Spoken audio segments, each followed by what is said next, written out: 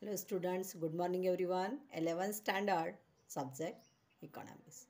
Chapter number 2nd, name of the money. In previous lecture studied about functions of money. So there are three types of the functions of money. First one is the primary function, secondary functions. So in last lecture study about the two types function. Primary function means medium of exchange and second one function is the measure of value. With secondary functions means standard of deferred payment. Second one function is the store of value and transfer of value. So, okay. So today we are going to study about third functions of the money means contingent functions of the money. So in the contingent functions of the money, explain totally 4 points. One by one, detail in study of the contingent functions of the money. So what contingent functions of the money? What is explanations of the contingental functions of money? So first one, shortly in explain Professor Kinley. So Professor Kinley says that in the modern times, is today's time, in the modern times, money plays is an important role in transitions, development. Professor Kinley का एक बहुत ही important opinion है. उन्होंने कहा है कि इस modern time में या फिर इस जनरेशन्स में हम लोग बात करेंगे सो पैसा बहुत ही इम्पॉर्टेंट रोल प्ले कर रहा है. सो किस टाइप का इम्पॉर्टेंट रोल प्ले कर रहा है? तो उसका मतलब है एक ट्रांजिशन में इम्पॉर्टेंट रोल है, डेवलपमेंट में उनका इम्पॉर्टेंट रोल प्ले हो रहा है. ठीक है. सो हम लोग अभी फर्स्ट वन पॉइंट देखेंगे जिसका नाम है measurement of national income. So what about the measurement of national income? So first one, national income is expressed in money terms. Expressions expressed in the money terms. Means national income means all goods and service produced a country during a specific period of the time and express of the money. जब भी country का national income express हो रहा है वो किस में express होता है? सो पैसे में एक्सप्रेस होता है. And national income is divided into 4 factors. First one is the land, labor, capital and entrepreneur. So these 4 factors given the monetary terms means money terms. उन्हें पैसे के रूप में उनका मुबादला दिया जाता है. जैसे for example land given rent, labour given wages, capital given interest and entrepreneur given profit. It means measurement of the national income express of the money and therefore it is the contingent functions of the money. ठीक है. Second one point है basis of credit. Basis of credit means commercial bank can create credit creation. Commercial bank create credit creation. वो credit creations करती है commercial bank. किस base पे? So base upon the primary deposit. So people first one money means cash money to deposit in bank and this deposited it's banks primary deposit. जो भी पैसा हम लोग बैंक में क्या कर रहे हैं? डिपॉजिट कर रहे हैं अलग अलग रूप में, तो वही पैसा बैंक का प्राइमरी डिपॉजिट बन जाता है. सो commercial bank create credit basis on the primary deposit. इसी बेस पे वो क्या कर रही है? एक तरीके का प्राइमरी डिपॉजिट क्रिएट कर रहे हैं. And it's explain of the liquid means provide the liquid credit creations money. जो भी लिक्विडिटी है वो अलग अलग वहाँ पर बैंक मनी है उनके द्वारा क्या कर रही है? वो लोगों को पैसा प्रोवाइड कर रही है.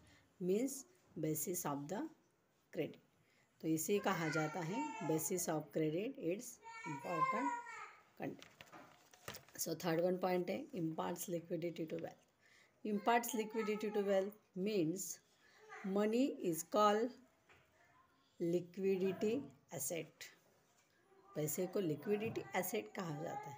किस तरीके से? So money can be easily converted into asset and asset can be easily converted into money.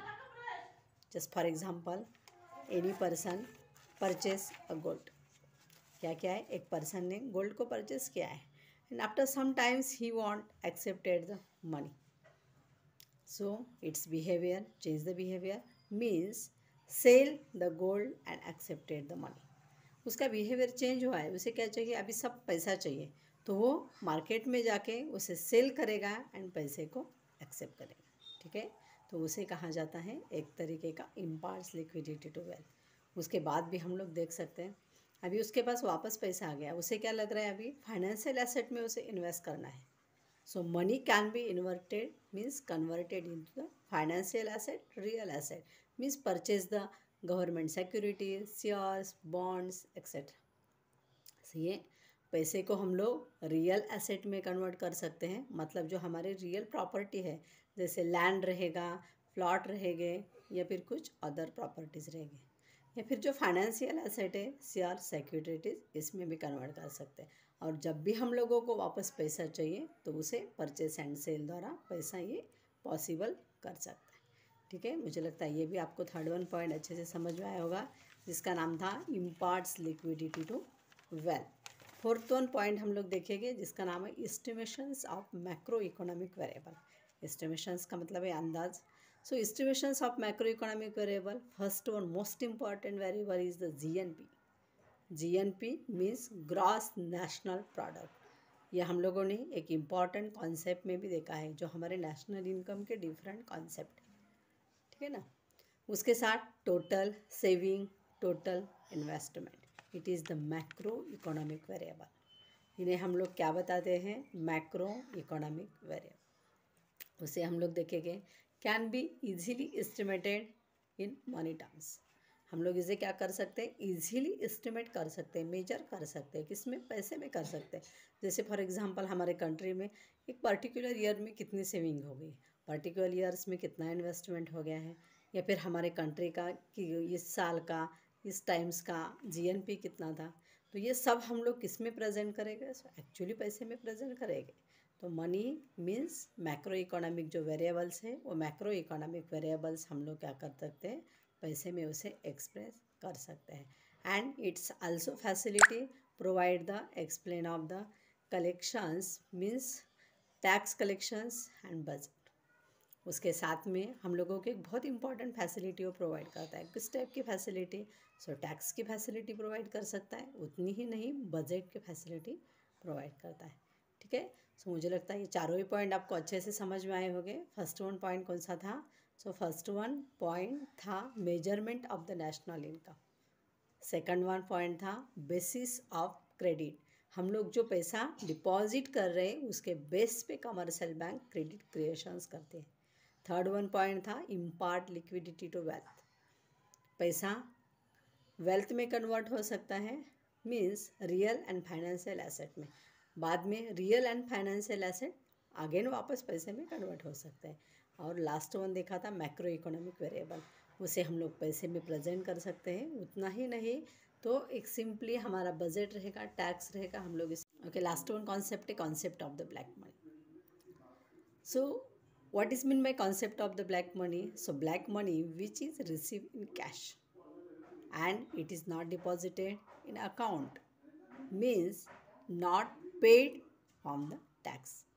Black money cash के रूप में लोगों के पास अवेलेबल होती है, जो ब्लैक मनी से पैसा कमा रहे हैं. उसे हम लोग देखें कि ब्लैक मनी का पैसा होने के बाद वो डिपॉजिट नहीं है, वो अकाउंट में नहीं है, और उसी रीज़न की वजह से उसका टैक्स भी वहाँ पर पेड नहीं हो रहा है. तो इसे हम लोग क्या बता सकते हैं? Tax evaded income. एक ये टैक्स इवेडेड इनकम है. कौन कौन से एग्जांपल्स आते हैं ब्लैक मनी के? सो जैसे हम लोग एग्जांपल्स देखेंगे, black marketing. Black marketing it is illegal activity. Just for example cinema theatre, increase money means sell the ticket in extra price. For example, 100 rupees ticket sell for the 200, 300 etc. It's illegal activity and explain of the black market. Second one is the hoarding. Hoarding means any businessman. So store up the commodity and in the market scarcity and increase the price. So to accept it more money and therefore it is explain the hoarding. कई बार हमें दिखाई देता है कि कोई productions market में क्या हो रहा है, कम आ रहा है. इसका मतलब क्या है, ये लोग होर्डिंग कर रहे हैं, साठेबाजी कर रहे हैं और उसी रीज़न की वजह से मार्केट में प्राइस बढ़ा रहे हैं. और इससे जो पैसा कमाया जाता है उसे भी हम लोग ब्लैक मनी वहाँ पर बता सकते हैं. उतना ही नहीं, हम लोग वार्विंग्स बात करेंगे, कुछ क्राइम की बात करेंगे, टेररिस्ट की बात करेंगे. उतना ही नहीं, करप्शंस की बात करेंगे. तो ऐसे कई एग्जाम्पल है कि जो हम लोगों को ब्लैक मनी का एग्जाम्पल्स बता सकते हैं. तो इसका असर किसके ऊपर हो रहा है? So it's affect of the economical development. Means black money is not used, large number of the black money, that's affected not development of the economy. With it has simply explained the both legal and illegal activity. Illegal activity means accepted the illegal money and use of the legally means business. So it is simply explain the both legal and illegal activity. उसके साथ हम लोग देखेंगे to control the black money. So use of the demonization. Demonization mean change the currency या फिर वहाँ पर change some currency. Just for examples currency note of the 500, 1000 etcetera.